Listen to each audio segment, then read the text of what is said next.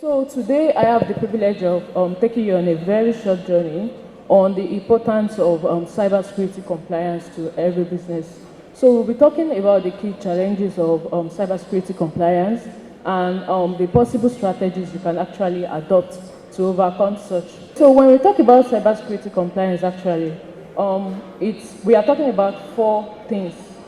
It's adherence to a set of rules, adherence to a set of requirements. It can be a framework, it can be a standard, right? So the second thing about cybersecurity compliance also is the fact that it has been made by a set of experts. So the fourth and the most important thing actually is that it's focused on data protection in the sense that you are going to have to implement some security controls in place.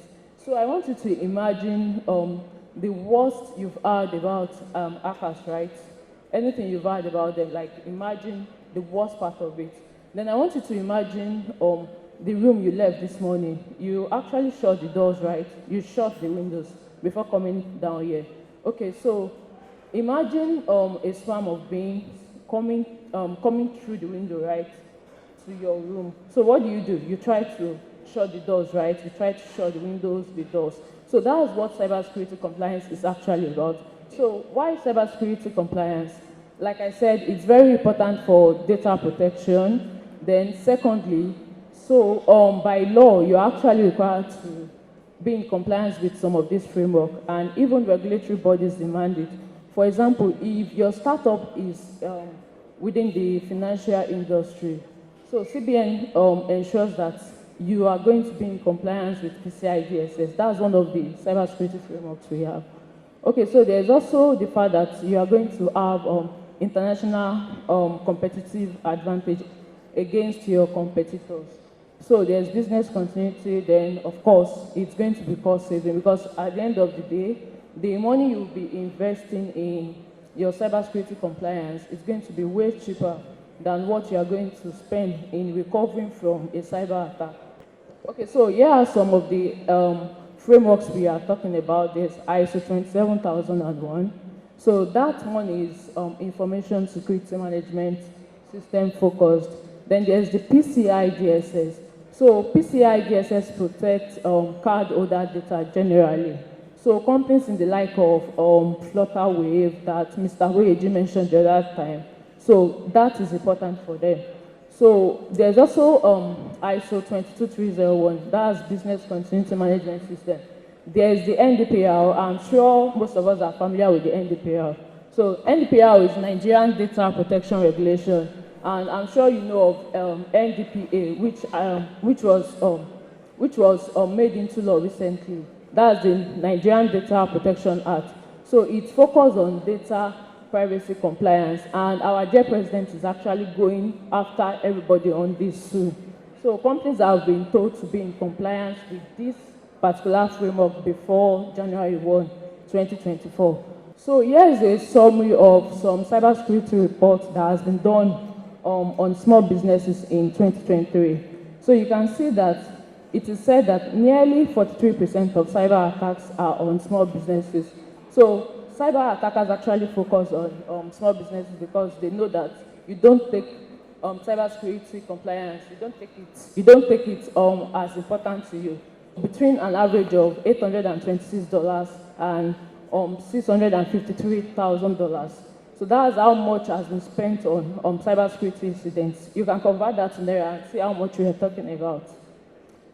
Lastly, according to the World Economic Forum, 95% of cybersecurity breaches are attributed to human error.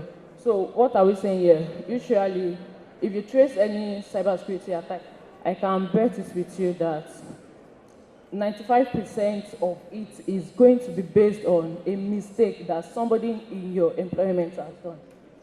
So now let's talk about Nigerian businesses. Let's bring it home now. This is a survey by Sophos, right?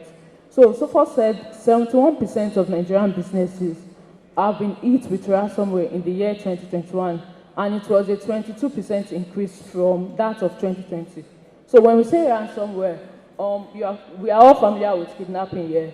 Okay, so for ransomware, instead of a person being kidnapped, right? So your data, your assets, things that are important to you, are going to be the one that will be kidnapped, right? Let me just put it that way. So you'll be expected to pay a sum of money to get your data back. It has actually been happening. If you talk to your friends, if you talk to people in business, they can tell you about this.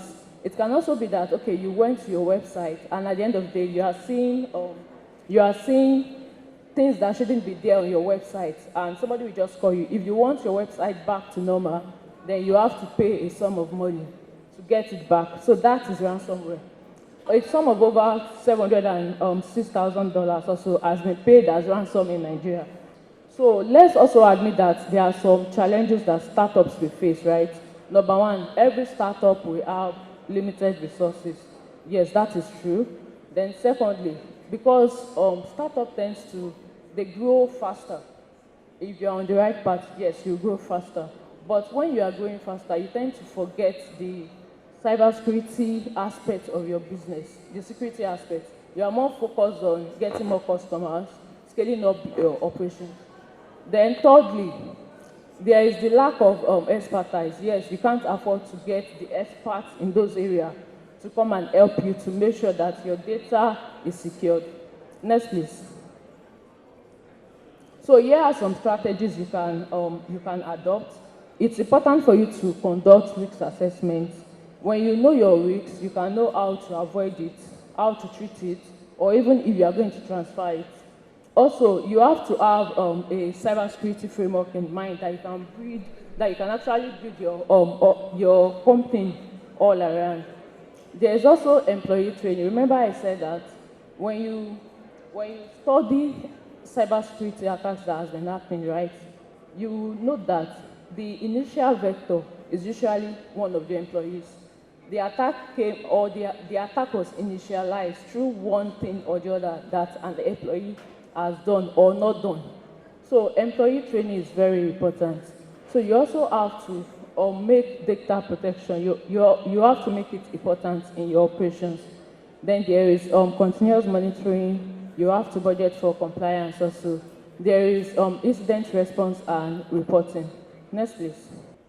Okay, so I know I've stated a lot of strategies and it might be a little confusing, which is why it's better for you to consider outsourcing your cybersecurity compliance in total.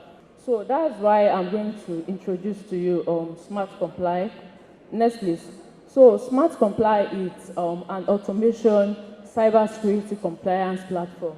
On that single platform, you can have access to all of this. Every compliance framework you want to be in compliance with, you can easily do that. And the funny thing is, or should I say the best thing is that you can do it from the convenience of your home, of your offices. I say home because most companies now work remotely. So rather than the usual tension that usually happens when audits are done, right, you don't have to do that anymore. Right from the platform, you can have access to the PCI scan, the penetration testing, automated scans, SOC monitoring, and a lot more actually. So we've been in operation for over 2 years, and we've done businesses with over 18 organizations worldwide. Next, please. So here are some of our partners and clients we've worked with. There's Pibo, there's SmileID, there is VHQ, there's Nairagram, Edinco, and a lot of others. So what our customers have to say about us is that, one, the fact that from a single, you can go to the next slide. So from a single platform, right, customers love the fact that they have access to everything they need to be in cybersecurity compliance to any cybersecurity framework.